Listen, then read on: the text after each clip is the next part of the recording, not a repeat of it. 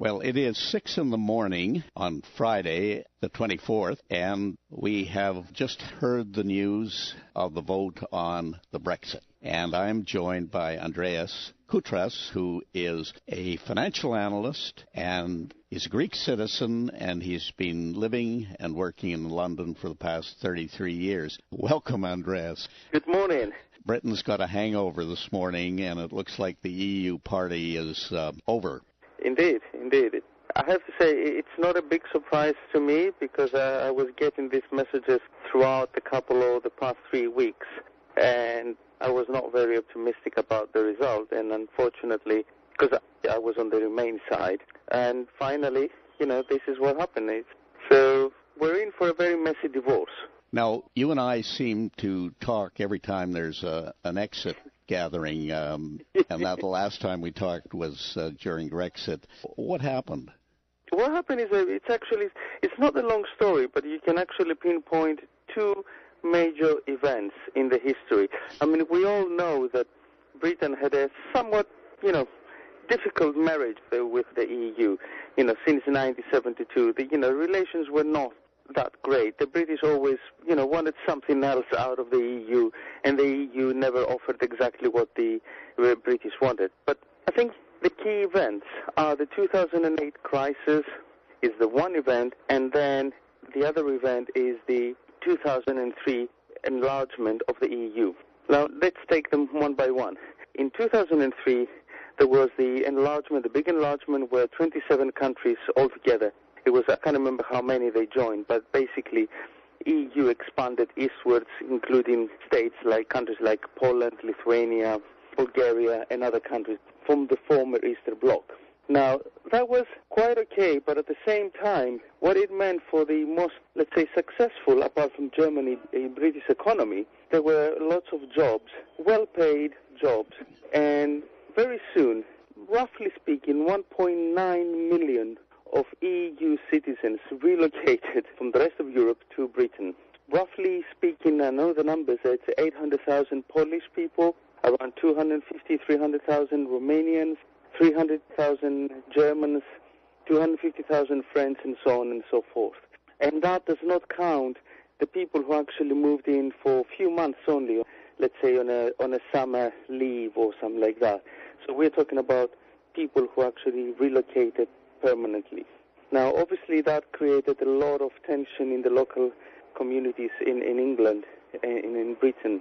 But the major event that happened in 2008, which is basically the crisis, the banking crisis or the credit crisis, broke basically the trust between the people and the politicians.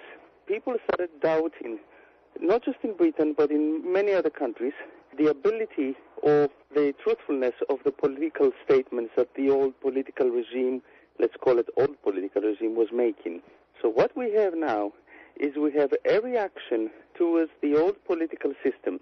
Now, unfortunately, that reaction, which could be, one could say is well-founded because of the failings of the political system, was basically exploited by populist politicians like Mr. Farage in Britain, like nationalistic and populist in Le Pen in France, and like the Syriza party in Greece, and most probably this Sunday with the elections in Spain by Podemos. So we have this breaking of trust between the people and the political class, or the old political class. And now, with this referendum, basically, the British people said, we don't believe anything Mr. Cameron says. We don't believe that he can contain the EU. We do not believe that the economy is going to go really, upside down if we leave Europe. We don't believe experts is the famous saying. We don't believe this anymore. We want change. We want something else. And that gap was filled, unfortunately, by nationalistic, populist policies. So this is basically what we've witnessed in the UK. And David Cameron has announced his resignation.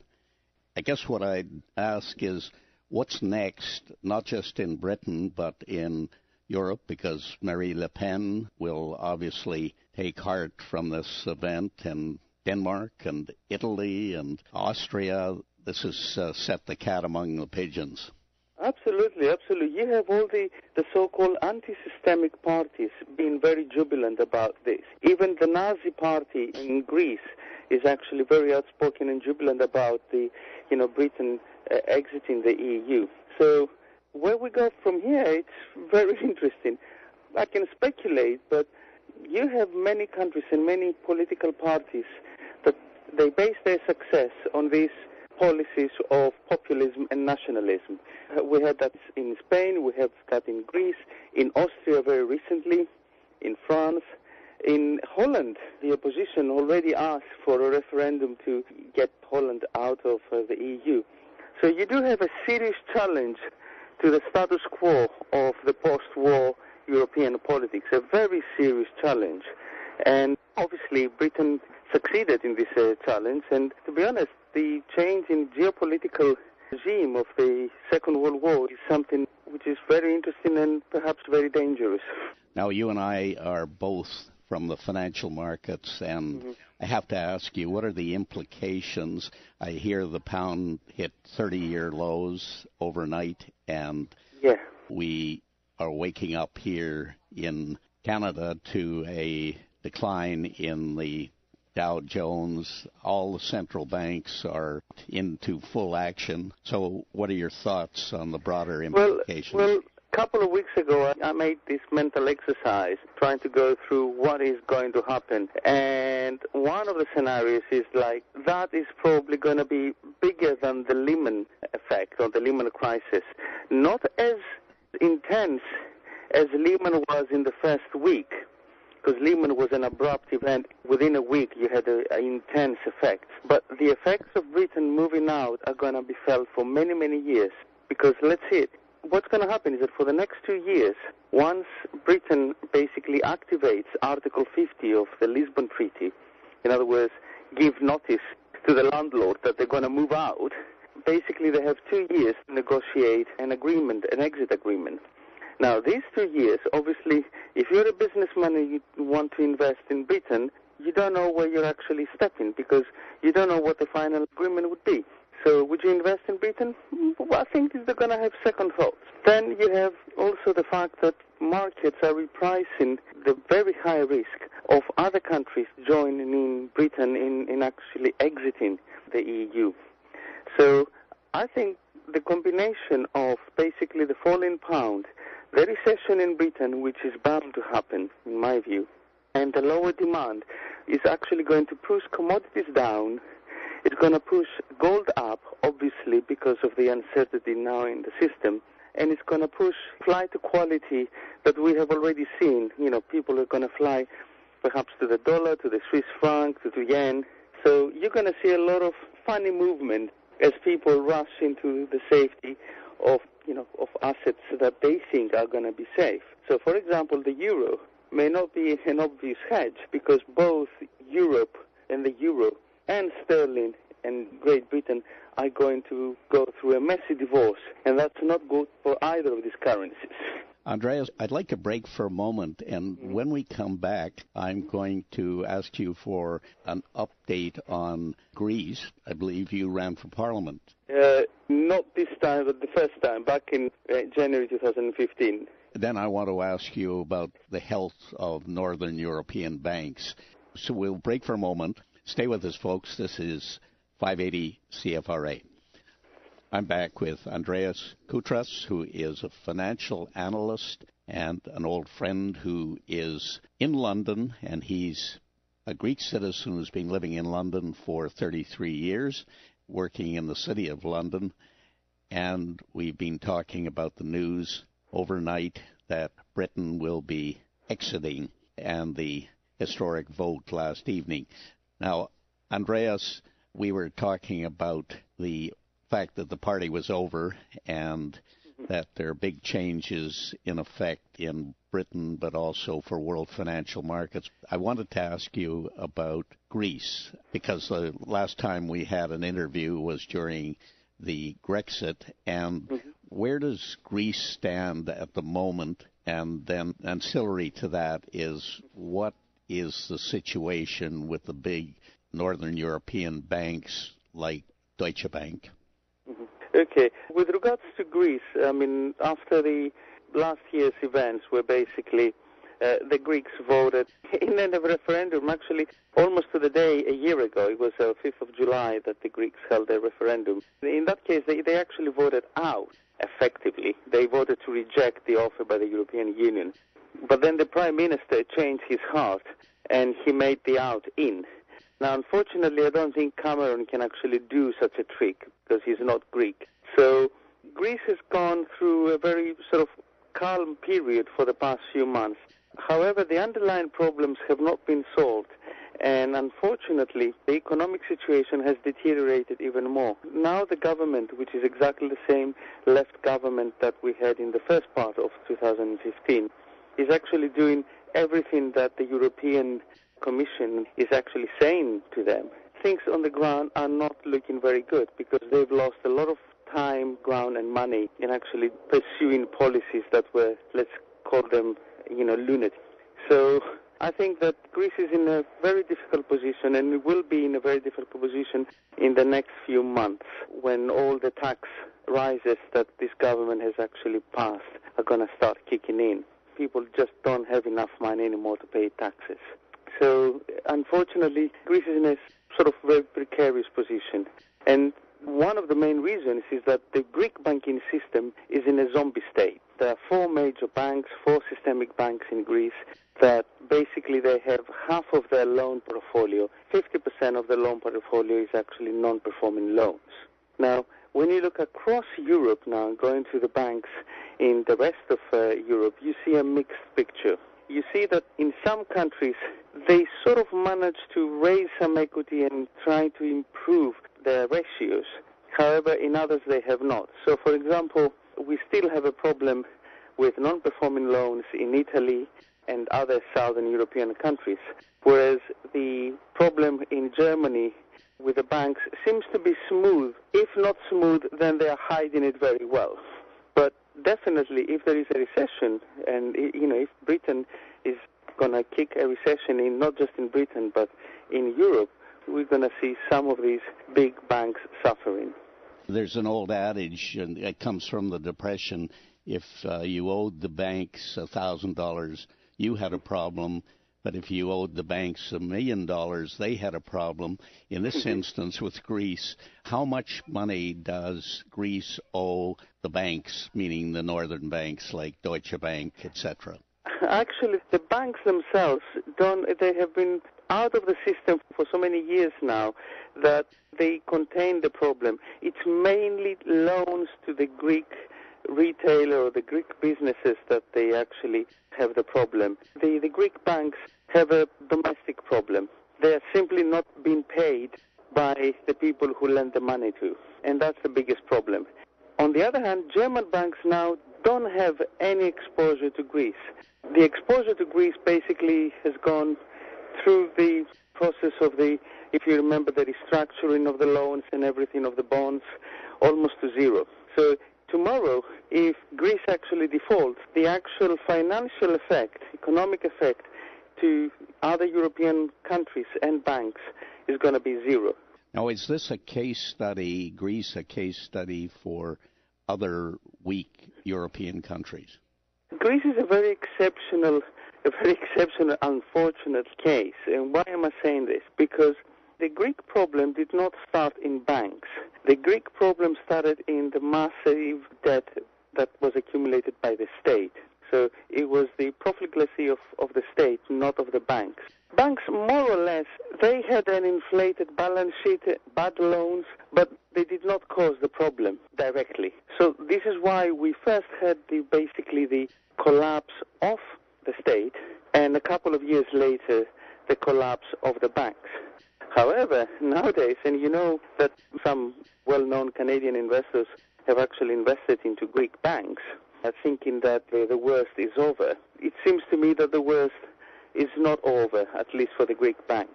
We've used the expression kicking the can down the road for years, but the can has stopped. You can't kick it anymore. I'm not going to let you off the hook without some forecasts regarding financial markets. And so what do you think is going to happen to European interest rates? I mean, they cannot go lower than minus 40. I mean, they could, I guess, go to minus 1%. Right now, they're minus 40 basis points. The unconventional monetary tools that the ECB, but also the Fed and other central banks have employed, have run their course. I think they're approaching the limit of diminishing returns. I really don't know what else they can do. Would you buy good European stocks on this news? If they go down a bit, yes. I think you should buy some good European stocks. But on the other hand, I think that if there is a repricing, the repricing of the political risk of Europe is going to affect all equity markets. What about the value of the euro going forward and the value of the pound? Well, it's quite clear that the value of the pound is going to be repriced much, much lower, between 10 and 20% lower from the highs, with respect to at least the dollar. With respect to the euro, I'm not so sure. I think the euro has also problems because they are the other side of the equation between Britain and Europe. So it seems to me that it's not going to fall as fast with respect to the sterling. I do think, however, that currencies that are traditionally seen as safe havens, like Swiss franc or perhaps the yen, and even Norwegian krona might actually jump up a bit. Andreas, you've got some very interesting statistics for us. Yes, with respect to Brexit, I mean, just look at Britain, for example. Something like 41% of the global FX goes through London. The three major crosses, basically, the three major currencies, euro, dollar, and yen. It goes through London, 41%. Does anyone have any doubt that once UK leaves Europe, leaves the European Union, that the Germans or the French, so basically the ECB is going to do everything in their power to actually take the trading of euro from a non-EU country and bring it back to, let's say, Frankfurt or Paris or some other EU center? That's going to be a loss to Britain. Another interesting number is that out of the 9 trillion of funds, euro funds, called usage funds, about 1 trillion is domiciled in the UK. Now, if the UK leaves, and now we know that it's going to leave, this 1 trillion would have to relocate into an EU country. Basically, Ireland or Luxembourg are the two major destinations. So you see now we have a stream of unknowns with regards to the financial sector in the UK that's going to affect not just jobs, but the financial health of the UK. The UK has a deficit, a current account deficit with respect to the rest of the world. But in the financial sector is not the only one, but it has not a deficit, it has a 71 billion worth of exports. So this is the one place in the economy that the surplus is 71 billion. And UK is actually risking this 71 billion worth of euros of surplus with the rest of Europe. I think that their decision to actually leave the UK is going to be suicidal with respect to lots of financial services. Another one is the insurance industry. I don't know the numbers, but we all know Lloyd's in the insurance industry in the UK. It's by far the biggest insurance industry, and it is actually based in London, and they use their passport to the rest of Europe. Now, what's going to happen? They're not going to be able to actually passport that anymore, or at least until the agreement sets the rules, they're going to be left without any agreements and with lots of unknowns. So what you have in here is that you have a huge possibility of total destruction of the UK's financial system, not only for that, but because, it has long been known that the French and the Germans always wanted to actually move a lot of these financial services away from London and into Frankfurt and into Paris and in Milan or any other European country. And now they have been given the perfect chance to do it. So last night was a high-stakes poker game, and Britain is going to have to live with the consequences. Britain has to live with the consequences, and not because the people actually said that we don't believe in economics, we don't believe in the system and the systemic policies and politicians anymore. We want change. And Mr. Gove, which is one of the leaders of the Leave campaign, actually said that clearly in an interview. We do not need experts. When he was confronted with all the economic analysis from independent people, independent economists and experts that exiting the EU is going to hurt the British economy, he famously said, we don't like the experts. We don't need the experts. Andreas, I wish I had more time. This is fascinating, the best early morning chat that I've had in a long time, and I want to thank you so much for joining us on Money Talk, and we've got to talk sooner than the next exit. Well, the next exit might actually happen sooner than we think. Okay. Well, take good care, and thank you, and enjoy your weekend. Thank you, John. Well, folks, thanks for joining us today on Money Talk. I hope you're enjoying a good holiday weekend and a happy Canada Day. I'm John Budden, wishing you the best in the battle